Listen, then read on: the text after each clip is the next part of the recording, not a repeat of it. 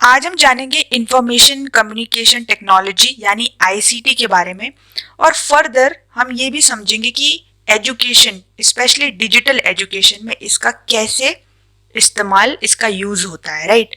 सो देखो, सबसे पहले आईसीटी का मतलब समझ लेते हैं। इंफॉर्मेशन एंड कम्युनिकेशन टेक्नोलॉजी, जैसे कि हमें नाम से पता चल रहा है, एक ऐसी टेक्नोलॉजी जो हमें मदद कर रही है किस चीज में, इंफॉर्मेशन गैदर करने में, कम्युनिकेट करने में, संवाद करने में, जो हमारी मदद कर रही है।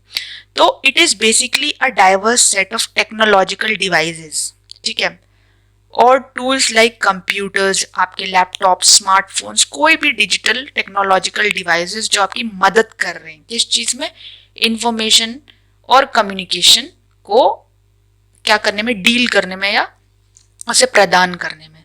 सो that are use to transmit, store भी करना, क्रिएट, शेयर और even exchange the information. So through these technologies we can access websites, do video conferencing, videos देख सकते हैं, रिकॉर्ड कर सकते हैं, अपलोड कर सकते हैं, राइट, डाउनलोड कर सकते हैं। तो यहाँ पे मतलब सिंपल सी बात है, आप के पास जो भी टेक्नोलॉजी है जिसकी मदद से आप बहुत सारे ऐसे काम कर सकते हो इंफॉर्मेशन के रिगार्डिंग, जिससे आप आराम से इंफॉर्मेशन को या तो क्रिएट कर सकते हो या तो उसे स्टोर, डाउनलोड, अपलोड, राइट, कर सकते हो। So in simple words it is a set of tools which helps us in dealing with information and communication. जैसे हम वीडियो कॉन्फ्रेंसिंग की बात कर लेते हैं, तो यहाँ पे क्या हो रहा है, कम्युनिकेशन हो रहा है, राइट। किसकी मदद से हो रहा है, कोई भी आपका मोबाइल हो, ठीक है, वो एक आईसीटी टूल है, राइट। वैसे ही लैपटॉप हो। सो मैसिव ओपन ऑनलाइन कोर्स के बारे में थोड़ा समझ लेते हैं। देखो, मूक्स क्या होता है, एक कोर्स जो कि आपको ऑनलाइन प्रोवाइड किया जा रहा है, राइट, जहाँ पे बहुत सारे बच्चे एक साथ लर्न करते हैं। तो एक वेब बेस्ड प्लेटफॉर्म है for the learners to learn any course. अब देखो, हमने बहुत सारे एजुकेशनल प्लेटफॉर्म्स के बारे में सुना है जो कि हमें कोर्सेज, कंपेटिटिव एग्जाम्स की तैयारी कराते हैं, कोई भी कोर्स कराते हैं, ठीक है।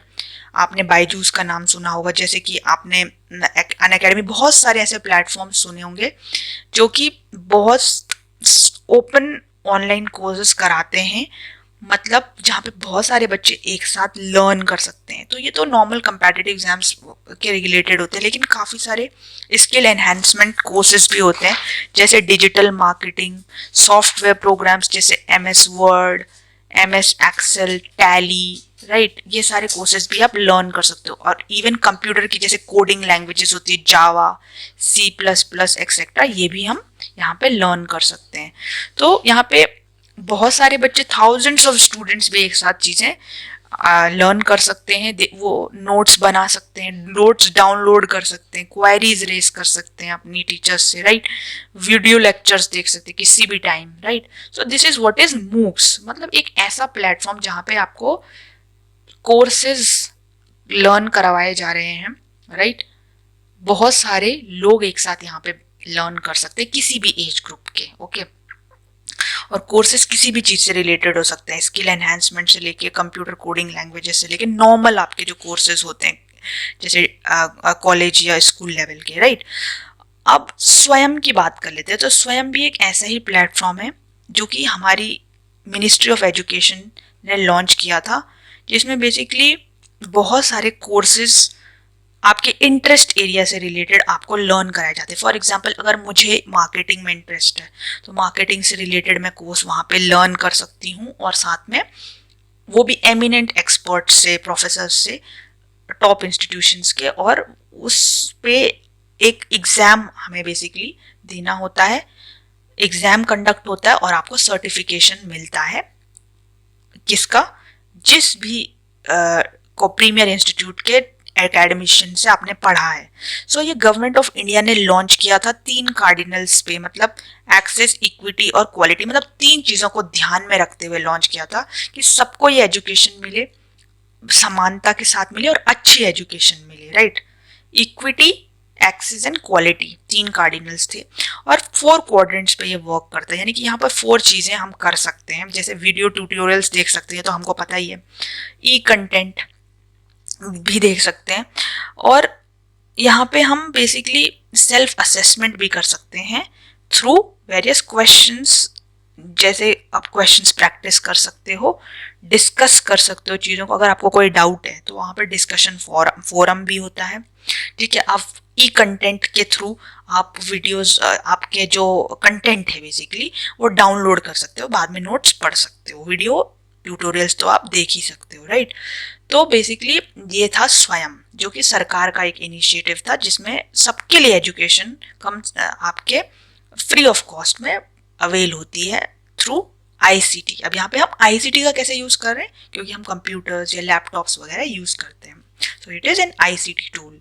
सो स्वयं प्रभा क्या होता है, देखो एक डीटीएच चैनल का एक 34 डीटीएच चैनल का एक सेट है बेसिकली, जहाँ पे आपको बहुत सारे कोर्सेज, बहुत सारी नॉलेजेबल थिंग्स जो हैं वहाँ पे प्रदान की जाती हैं 24/7, ठीक है। तो GSAT-15 एक सैटेलाइट स्पेशली सरकार ने इसके लिए लगाया है, ताकि स्वयं प्रभा जो है 34 चैनलों का, डीटीएच चैनलों का एक समूह जो है चल सके आपके टीवी पे। So there is a new content, तो हर दिन यहाँ पे नया कंटेंट होता है, 4 घंटे का, एटलीस्ट 4 आवर्स का नया कंटेंट होता है, जो कि रिपीट भी होता है 6 टाइम्स अ डे, मतलब दिन में 6 बार रिपीट होगा।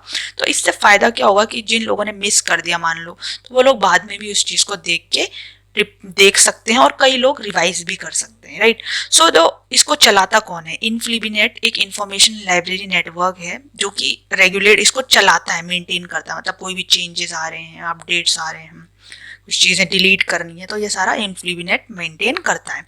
अब बात करते हैं नेशनल डिजिटल लाइब्रेरी की। देखो it was launched by human resource minister, जो कि उस समय प्रकाश जावड़ेकर थे, 2019 में लॉन्च हुई थी। तो इस ये नाम से आपको समझ आ रहा होगा एनडीएल क्या है, कि जहाँ पे बहुत सारे बुक्स, आर्टिकल्स, वीडियोस वगैरह अपलोडेड होती हैं, जहाँ पे आप उन चीज़ों को पढ़ सकते हो, ठीक है।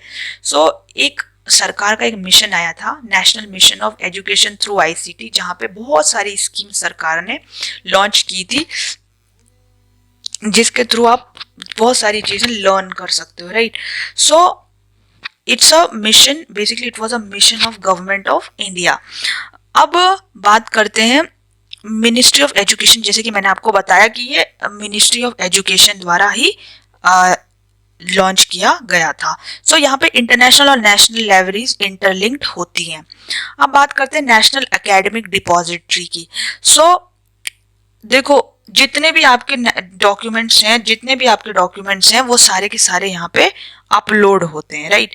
अपलोड होते हैं कैसे डॉक्यूमेंट, जैसे आपकी डिग्रीज हो गई, मार्कशीट हो गई, ये सब के सब आप यहाँ पे अपलोड कर सकते हो, और यहाँ पे इसकी ऑथेंटिसिटी रहती है। तो जुलाई 2017 में सरकार ने, मिनिस्ट्री ऑफ एजुकेशन ने इसे लॉन्च किया था, जिसमें हम इस फैसिलिटी है स्टोर करने की एकेडमिक डॉक्यूमेंट्स को डिजिटल मोड में, ओके। कोई भी डॉक्यूमेंट हो सकता है आप अभी तो कई चीज़ें, जैसे कोई भी एंट्रेंस एग्जाम, सीट, कई सारे टीचिंग के जैसे एग्जाम्स, उनकी ये जो मार्कशीट वगैरह इसमें ही अपलोड रहती है हमेशा, right. So it also validates at the same time guarantees it's authenticity, so can be accepted by any institution. So UGC basically university grants commission, उच्च शिक्षा आयोग जो है इसको क्या करता है, रेगुलेट करता है, और इससे हम किस नाम से जानते हैं, डिजी लॉकर के नाम से भी जानते होंगे, आपने अक्सर न्यूज़पेपर में पढ़ा भी होगा, right. So this was about national academic depository. अब बात करते हैं शोध गंगा और शोध गंगोत्री की। तो क्या होता है कि देखो रिसर्च पेपर होता है, राइट। रिसर्च पेपर में क्या होता है, आपके थीसिस होता है, एब्स्ट्रैक्ट होता है, डिसर्टेशन, सिनॉप्सिस, बहुत सारी चीजें, एब्स्ट्रैक्ट वगैरह होता है। तो शोध गंगा क्या है, शोध गंगा एक रिपोजिटरी है थीसिस की और डिसर्टेशंस की, जो कि 2011 में बना है। तो जैसे आपने आपका रिसर्च क्या चीज प्रूव करना चाहता है, उसका क्या हाइपोथेसिस है, बेसिकली नल या ऑल्टरनेट हाइपोथेसिस, दो प्रकार के होते हैं। तो आपका जो भी रिसर्च एरिया है जो उस चीज को प्रूव करना चाहता है, तो वहाँ पे थीसिस उसे बोलते हैं। तो वो सारी डिसर्टेशंस वगैरह थीसिस आपके वहाँ पे मिलते हैं शोध गंगा में। तो आप पढ़ सकते हो कि किसी का रिसर्च पेपर क्या प्रूव करना चाहता था। और ये मेंटेन कौन करता है, again INFLIBNET information and library network इसे मेंटेन करता है। अगर हम बात करें शोध गंगोत्री की, तो ये रिपॉजिटरी है सिनॉप्सिस का। सिनॉप्सिस क्या होता है? देखो, किसी भी चीज़ की समरी, जैसे आपका रिसर्च पेपर है, उसकी कुछ ना कुछ समरी होगी, मतलब कि आपने कम शब्दों में उस चीज़ को समझाया होगा कि मेरे रिसर्च पेपर में बेसिकली मैंने किस चीज़ पे शोध किया, अध्ययन किया है, ओके, मेरा क्या उससे सोल्यूशन या फिर क्या उसका कंक्लूजन निकला, ये सारी चीज़ें इसमें बेसिकली होती हैं।